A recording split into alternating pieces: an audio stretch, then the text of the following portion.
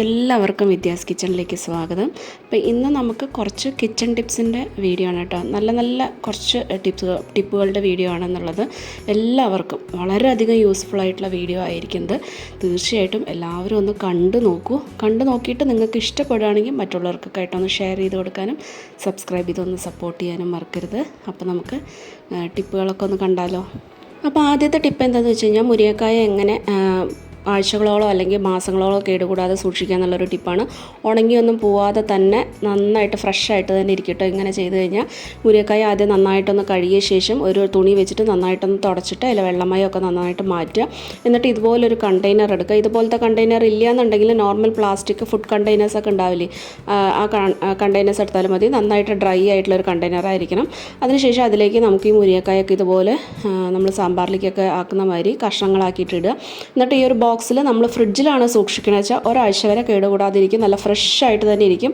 ഉണങ്ങിപ്പോവുക വാടിപ്പോവുക ഒന്നുമില്ല. അല്ല നമ്മൾ ഫ്രീസറിലാണ് വെക്കണമെന്ന് വെച്ചാൽ ഒരു മാസത്തോളം കേടുകൂടാതിരിക്കും. കൂടുതൽ മുരിങ്ങക്കായ കിട്ടുമ്പോഴൊക്കെ ഇതുപോലെ സൂക്ഷിച്ച് നോക്കൂ കേട്ടോ. പിന്നെ രണ്ടാമത്തെ ടിപ്പ് എന്താണെന്ന് വെച്ച് കഴിഞ്ഞാൽ നമ്മൾ ഇഞ്ചി ഇതുപോലെ ആഴ്ചകളോളം നല്ല ഫ്രഷ് ആയിട്ട് തന്നെ ഉണങ്ങാതെയൊക്കെ കേടുകൂടാതെ ഇരിക്കാനുള്ളൊരു ടിപ്പാണ്. അപ്പോൾ ഇതിൽ ഇതുപോലെ ഇഞ്ചി എടുക്കുക. അതിലിടയിൽ മണ്ണൊക്കെ ഉണ്ട് ജാസ്തി ഉണ്ടെങ്കിൽ നമ്മൾ ജസ്റ്റ് കഴുകണ്ട, കൈ വെച്ചിട്ട് തന്നെ ജസ്റ്റ് നന്നായിട്ടൊക്കെ മണ്ണൊക്കെ ഒന്ന് കളയുക. എന്നിട്ട് ഇതുപോലെ ഫുഡ് കണ്ടെയ്നറൊക്കെ ഇല്ലേ, നമുക്ക് ഫുഡൊക്കെ വാങ്ങുമ്പോൾ കിട്ടുന്ന ബോക്സോ അല്ലെങ്കിൽ പ്ലാസ്റ്റിക് ബോക്സോ ഏതെങ്കിലും എടുത്തിട്ട് അതിലേക്ക് ഇതുപോലെ കഷ്ണങ്ങളാക്കിയിട്ട് അതിൽ കൊള്ളുന്ന രീതിയിൽ നമ്മൾ ഈ ഇഞ്ചി കഷ്ണം ആക്കിയിട്ട് ഇടുക കേട്ടോ. കുത്തി നിറച്ചിടണ്ട. എടുക്കുന്ന ബോക്സിൻ്റെ ഒരു 1/4 ഭാഗത്തോളം ആക്കിയിട്ട് നമ്മൾ ഇട്ടാൽ മതി. അപ്പോൾ അതിൽ കേട് വന്നതോ അല്ലെങ്കിൽ അളിയാൻ സാധ്യതയുള്ളതൊക്കെ ആയിട്ടുള്ള ഒരു ഇഞ്ചിയുടെ പീസൊക്കെ ഉണ്ടെന്നുണ്ടെങ്കിൽ അതൊക്കെ മാറ്റി വയ്ക്കുക കേട്ടോ. ഇതിൻ്റെ ഉള്ളിൽ കൂടെ അത് ഇട്ട് കഴിഞ്ഞാൽ പിന്നെ എല്ലാം കൂടി അങ്ങോട്ട് കേട് വന്ന് പോവും. ഇനി നമുക്ക് ഇതിൻ്റെ ബോക്സ് എടുത്തിട്ട് അതിൻ്റെ അടപ്പെടുത്തിട്ട് അടച്ച് വയ്ക്കുക.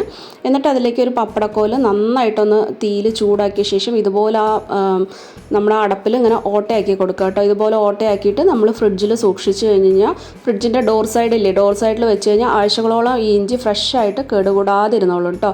അപ്പോൾ തീർച്ചയായിട്ടും നിങ്ങൾ ട്രൈ ചെയ്ത് നോക്കൂ. വളരെ യൂസ്ഫുൾ ആയിട്ടുള്ള ടിപ്പാണെന്ന് വിചാരിക്കുന്നു. അപ്പോൾ നെക്സ്റ്റ് ടിപ്പിലോട്ട് പോവാം. നെക്സ്റ്റ് ടിപ്പ് നമ്മൾ പയറൊക്കെ എങ്ങനെ ഇതുപോലെ ആഴ്ചകളോളം കേടുവരാതിരിക്കാനാണ്. നമ്മൾ ജോലിക്ക് പോകുന്നവർക്കൊക്കെ ഇതുപോലെ നമ്മൾ പയർ അരിഞ്ഞ് വെച്ച് കഴിഞ്ഞാൽ നമുക്ക് ഈസി ആയിട്ട് നമ്മൾ പണികളൊക്കെ തീർക്കാൻ പറ്റും. പയർ നന്നായിട്ടൊന്ന് കഴുകിയ ശേഷം ഒരു തുണിയിൽ വെച്ചിട്ട് ഒന്ന് ഉണക്കിയെടുക്കുക. ഉണക്കിയെടുത്ത ശേഷം നമ്മൾ ചെറുതായിട്ട് അതിൻ്റെ രണ്ടറ്റവും കളയുക. കേടുവന്ന ഭാഗങ്ങളൊക്കെ ഒന്ന് കളഞ്ഞ ശേഷം ഇതുപോലെ അങ്ങനെ ചെറുതായിട്ടൊന്ന് അരിഞ്ഞ ശേഷം നമ്മൾ അതൊരു സിപ്ലോക്ക് ബാഗ് അല്ലെങ്കിൽ പ്ലാസ്റ്റിക് കണ്ടെയ്നറിലോ വെച്ചിട്ട് നമ്മൾ ഫ്രിഡ്ജിൽ സൂക്ഷിച്ച് കഴിഞ്ഞാൽ ഒരാഴ്ച വരെ നമുക്ക് കേടുകൂടാതെ സൂക്ഷിക്കാൻ പറ്റും.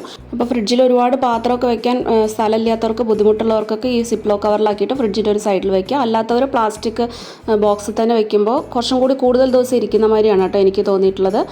അപ്പോൾ തീർച്ചയായിട്ടും നിങ്ങളെല്ലാവരും ഇതുപോലെ ട്രൈ നോക്കൂ. അപ്പോൾ നെക്സ്റ്റ് ടിപ്പിലോട്ട് പോവാം. ഇനി ഭൂരിയൊക്കെ ഉണ്ടാക്കുന്ന സമയത്ത് നല്ല ക്രിസ്പി ആയിട്ട് ഇരിക്കാനും കൂടുതൽ നേരം ഇങ്ങനെ വീർത്തിരിക്കാനും ആയിട്ടുള്ള ഒരു ടിപ്പാണ് കേട്ടോ. 1 മണിക്കൂറോളം അതുപോലെ തന്നെ പൊള്ളച്ച് തന്നെ ഇരിക്കും. അതിന് വേണ്ടിയിട്ട് 2 കപ്പ് ഗോതമ്പ് പൊടിയിലേക്ക് 2 ടീസ്പൂണോളം റവ ഇട്ട് കൊടുക്കുക. എന്നിട്ട് ഇതിലേക്ക് ആവശ്യത്തിനുള്ള ഉപ്പും കൂടി ഇട്ട് കൊടുത്ത ശേഷം നോർമൽ നമ്മൾ പച്ചവെള്ളത്തിൽ തന്നെ നമ്മൾ നന്നായിട്ട് കുഴച്ചെടുക്കുക. അപ്പോൾ ഈ ഒരു രീതിയിൽ ഉണ്ടാക്കി കഴിഞ്ഞാൽ ഒട്ടും എണ്ണ കുടിക്കാത്തതും അതുമാതിരി നല്ല ക്രിസ്പി ആയിട്ടുള്ളതും നല്ല ബലൂൺ വരെ വീർത്തിരിക്കുന്ന പൂരി നമുക്ക് ഉണ്ടാക്കാനായിട്ട് പറ്റും. അപ്പോൾ കുഴച്ച് വെച്ച പൂരി നമുക്ക് അപ്പം തന്നെ ഉണ്ടാക്കിയെടുക്കാം കേട്ടോ. റെസ്റ്റ് ചെയ്യാൻ വെക്കേണ്ട ആവശ്യമൊന്നുമില്ല. ഇനി നമ്മൾ പൂരി പ്രസറിൽ കുറച്ച് മാവ് എടുത്തിട്ട് എണ്ണയിൽ മുക്കിയിട്ട് നമ്മൾ പരത്തുക കേട്ടോ. അങ്ങനെ പരത്തുന്ന സമയത്ത് നമുക്ക് ഈ എണ്ണയിൽ ഈ പൂരിയുടെയൊക്കെ പൊടിയൊന്നും പോയിട്ട് എണ്ണ കറുത്ത് പോകും, അങ്ങനെയൊന്നും ഉണ്ടാവില്ല. നല്ലതായിട്ട് പെട്ടെന്ന് പരത്താനും കിട്ടും കേട്ടോ. കല്ലിലാണെങ്കിലും അങ്ങനെ എണ്ണ ഇട്ടിട്ട് പരത്തിയാൽ മതി. എന്നിട്ട് നമ്മളിത് നല്ല ചൂടുള്ള വെളിച്ചെണ്ണ സൺഫ്ലവർ ഓയിലോ ഇട്ടിട്ട് നമ്മൾ ഇതുമാതിരി ഇങ്ങനെ വറുത്ത് കോരിയെടുക്കുക. ഇത് ഏകദേശം 1 മണിക്കൂറായിട്ടുള്ള പൂരിയാണ് കണ്ടോ. ഒട്ടും താന്നു പോയിട്ടില്ല. അങ്ങനെ നല്ല വീർത്ത് ബലൂൺ മാതിരി തന്നെ ഇരിപ്പുണ്ട്. അപ്പോൾ ഇങ്ങനെ ഒന്ന് ട്രൈ ചെയ്ത് നോക്കൂ കേട്ടോ. അപ്പോൾ നമുക്ക് നെക്സ്റ്റ് ടിപ്പിലോട്ട് തേങ്ങ ഇപ്പോൾ വെട്ടുകത്തിയൊക്കെ ഇല്ലാത്തവർക്ക് തേങ്ങ ഇങ്ങനെ 2ആയിട്ട് ഉടയ്ക്കാനുള്ള ടിപ്പാണ് കേട്ടോ. ഇപ്പോൾ പുറത്തൊക്കെ ഉള്ളവരാണെന്നുണ്ടെങ്കിൽ എല്ലാവരുടെ അടുത്ത് ഈ വെട്ടുകത്തിയൊന്നും നമുക്ക് നാട്ടിൽ നിന്ന് എടുത്തു കൊണ്ടുപോകാനൊന്നും പറ്റില്ല. അപ്പോൾ ചിലവർക്കൊക്കെ അത് ചില സ്ഥലത്തൊന്നും നമുക്ക് കിട്ടാത്തവരുണ്ടാവുമല്ലോ. അപ്പോൾ അങ്ങനെയുള്ളവർ എങ്ങനെയാണ് കറക്റ്റായിട്ട് തേങ്ങ ഉടയ്ക്കുക എന്നുള്ളതാണ് കേട്ടോ. അപ്പോൾ ഇതുപോലൊരു ചട്ടുകം എല്ലാവരുടെ വീട്ടിലും ഉണ്ടാവും. നമ്മൾ ദോശയൊക്കെ ഉണ്ടാക്കുന്ന ഈ ഒരുമാതിരി ചട്ടുകം. അപ്പോൾ ഈ ഒരു ചട്ടുകവും വേണം. അതുപോലെ ഒരു സാധാരണ ഒരു പ്ലാസ്റ്റിക് കവറും വേണം. ഈ തേങ്ങ നമുക്ക് ഈ പ്ലാസ്റ്റിക് കവറിൻ്റെ ഉള്ളിൽ വെച്ചിട്ട് ജസ്റ്റ് അതിങ്ങനെ ആക്കിയെടുക്കുക.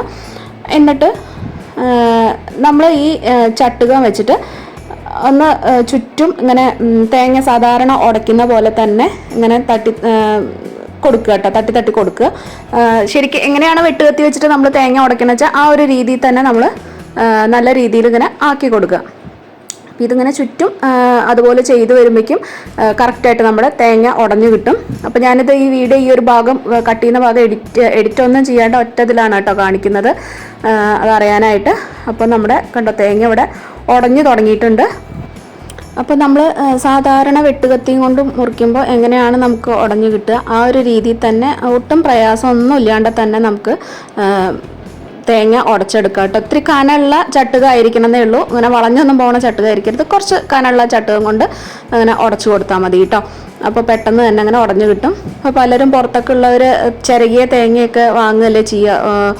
അപ്പോൾ അതിനൊക്കെ പകരം നമുക്ക് തേങ്ങയായിട്ട് തന്നെ കിട്ടുകയാണെന്നുണ്ടെങ്കിൽ ഇപ്പോൾ വെട്ടുകത്തിയൊന്നും ഇല്ല എന്നുള്ളത് വിചാരിച്ചിട്ട് ഇങ്ങനെ തേങ്ങയൊക്കെ വാങ്ങാതിരിക്കുന്നവരൊക്കെ ഉണ്ടാവും. അപ്പോൾ അങ്ങനെയുള്ളവർക്കൊക്കെ ഈ ഒരു ടിപ്പ് വളരെയധികം യൂസ്ഫുൾ ആയിട്ടുണ്ടെന്ന് വിചാരിക്കുന്നു.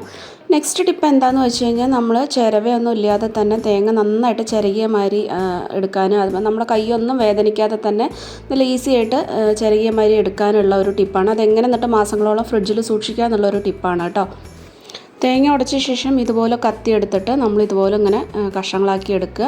അപ്പോൾ ഉടച്ച ഉടനെ തന്നെ നമ്മൾ ഇതുപോലെ ഇങ്ങനെ കഷ്ണങ്ങളാക്കി എടുക്കണം. ഇപ്പോൾ മുമ്പൊക്കെ ഞാൻ ഈ ഫ്രിഡ്ജിൽ വെച്ച ശേഷമാണ് ഇതുപോലെ ഇങ്ങനെ കഷ്ണങ്ങളാക്കി എടുക്കാറ്.